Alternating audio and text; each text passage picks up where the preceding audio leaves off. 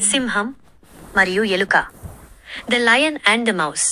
ఒకరోజు ఒక పెద్ద సింహం చెట్టు కింద గాఢ నిద్రలో ఉంది. అప్పుడు ఒక చిన్న ఎలుక వచ్చి సింహం మీద ఆడుకోవడం మొదలుపెట్టింది. సింహానికి మెలకువ వచ్చి కోపంతో ఎలుకను తన పంజా కింద పట్టుకుంది. నన్ను చంపకు రాజా, ఎప్పుడైనా నేను నీకు సహాయం చేస్తాను అని ఎలుక వేడుకుంది. సింహం నవ్వి, నువ్వు ఇంత చిన్నదానివి, నాకేం సహాయం చేస్తావు అని వదిలేసింది. కొన్ని రోజుల తర్వాత కొందరు వేటగాళ్లు అడవిలో ఒక పెద్ద వల వేశారు. సింహం ఆ వలలో చిక్కుకుంది. ఎంత ప్రయత్నించినా బయటకు రాలేక గట్టిగా గర్జించసాగింది. ఆ గర్జన విన్న ఎలుక వెంటనే అక్కడికి పరుగెత్తుకుంటూ వచ్చింది. తన పదునైన పళ్లతో వలను కొరికివేసింది. సింహం బయటపడింది.